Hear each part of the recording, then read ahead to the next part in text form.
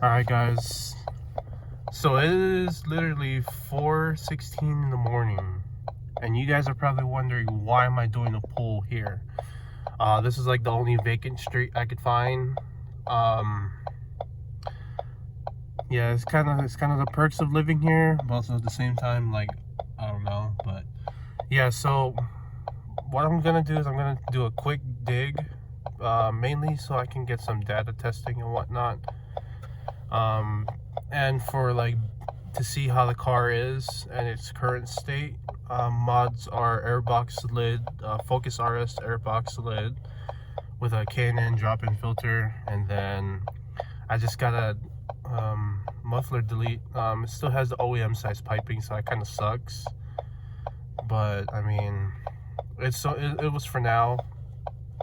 So I'm not gonna put in sport mode, mainly because I'm not a huge fan of it, and this is like the only available vacant really road that's empty where I live, because where I live we got a lot of people who do this kind of shit, and with even louder cars. So but yeah, so we're gonna do a quick pull.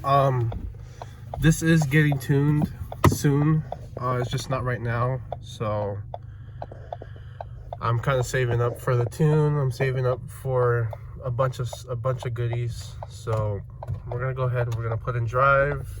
Traction control is on, mainly because I mean, it just wheel spins no matter what.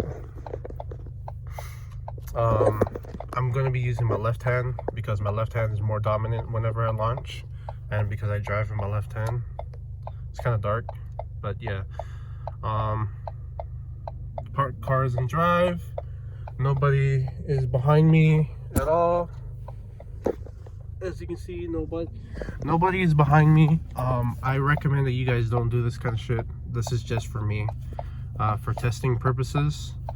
So yeah, so what I learned is that you know, from Mopar guys as well, to like launch the car around here, there's no cops out, nothing. This is mainly a non-busy road. Whenever I do these kind of things, I want to make sure that the road is either empty like this and there's nobody out on the streets and whatnot, because I don't want to take the chance of hitting someone. I'll take the chance of somebody getting mad that I'm doing a pull of my car versus hitting someone. But yeah, so got the brakes held down. Keep it revved like about there. That's like 1400. 3, 2, 1, go. Oh shit.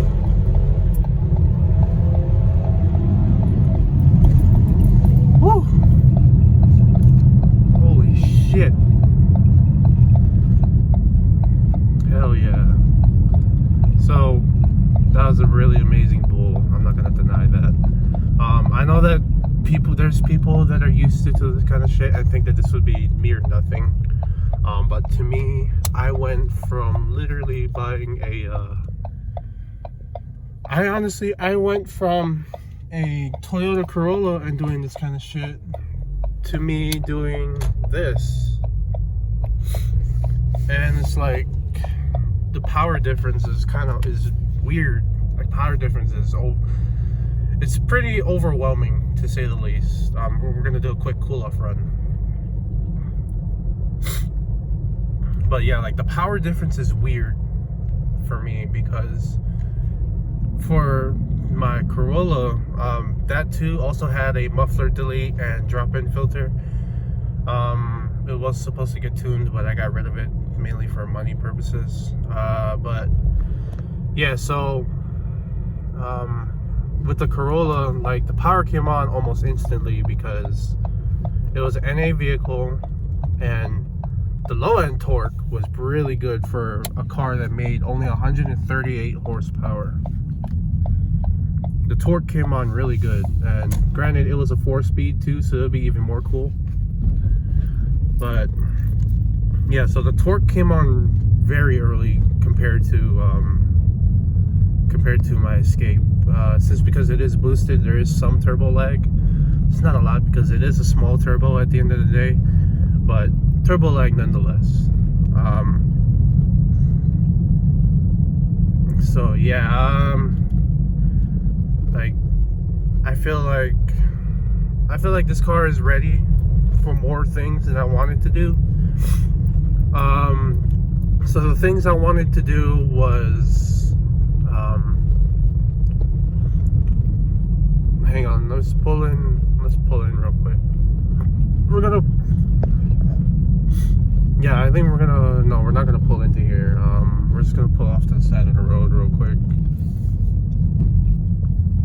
But yeah, so the things that I wanted to do with the Escape, with my Corolla, that didn't come to fruition because of money purposes, was doing a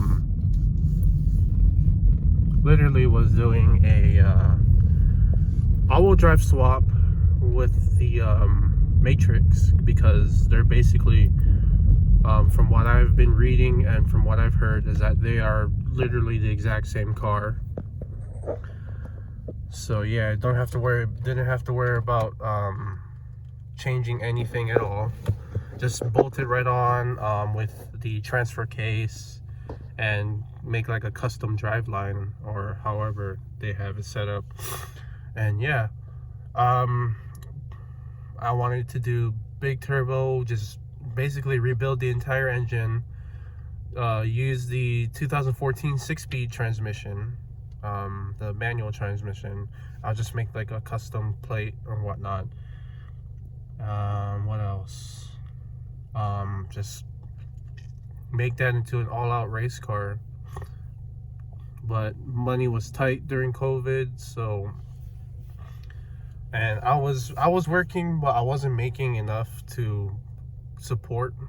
And even now I don't make enough because, you know, parts are getting more and more expensive and whatnot. Winter is coming up, so you got the holiday sales and whatnot, so I'm honestly saving up for that. Yeah, like that would have been my all-out race car, but money was tight, so I had to get rid of it, and now I have this, my EcoBoost. So yeah, like, I like this car a lot. I'm just gonna be straight up, this thing is way faster than what I've ever been in. And during my time in school, my friends who I hung out with, one of them, he has a 5.0. Power comes on really good. It's a V8, of course. It has crazy top end pull. Like, that shit is, it feels a lot different than a normal push rod engine. Push rod engine, of course, has more torque down low and can pull up top if need be. Meanwhile, the 5.0, the dual overhead cam, it just straight up pulls. Like, that top end is like no other. And then my other friend, he has a Fiesta ST big turbo, and my other one, he's building a NA Honda Civic, a hatchback, keep in mind. And then yeah, so like, this is basically my fun car. I plan to get another Corolla? Maybe. But the only thing is that I've been craving for a V8, so, and I'm used to V8 power at this point because I had a V8 before. I've owned a V8. My mom them has owned a V8. My dad, brother, sister, uncle, everybody. I don't have a brother though, but everybody in my family basically has owned a V8. With this one, I just wanted to be different. So, I mean, she fares well against like Silverados, Yukons, Tahoes, F-150s for the most part. If it's the 5.0, somewhat. If it's the EcoBoost, it all depends on which one it is. I've raced one with a 3.5 and I lost by a car. And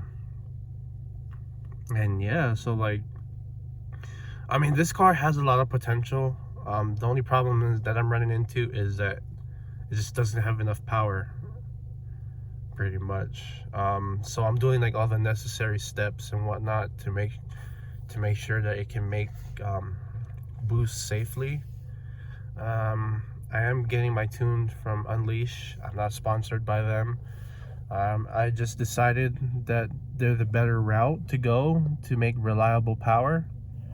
And yeah, so future mods that are coming in, that are going to come in within the next year or so, will be upgraded intercooler.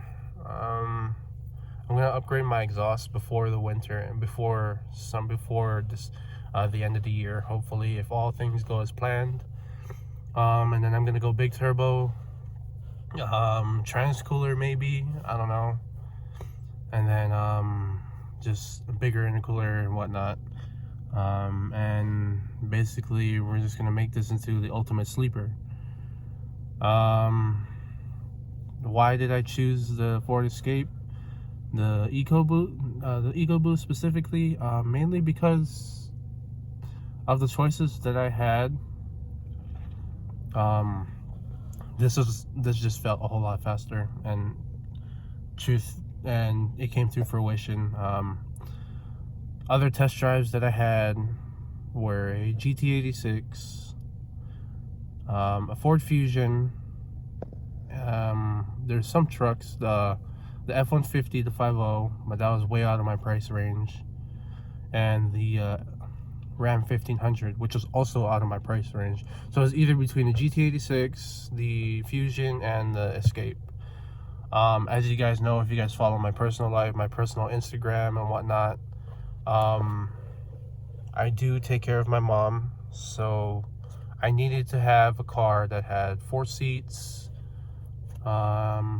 big enough trunk room to fit a wheelchair, and the GT86, yeah, good luck with that. And the Fusion, it was able to fit the push wheelchair, but my mom's starting to use her electric wheelchair more often, so I needed to have an SUV, CUV, or whatever you call this thing, and this was well within my price range, and I was able to get it. But yeah, so that's pretty much it. I'll do one more pull, one more baby pull. Nobody behind.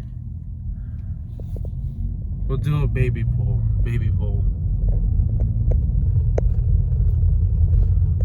When we get down on the road. Mainly because, like I said, I want to make sure that the roads are clear and whatnot. And the road that I'm on right now, I mean, it's virtually clear, but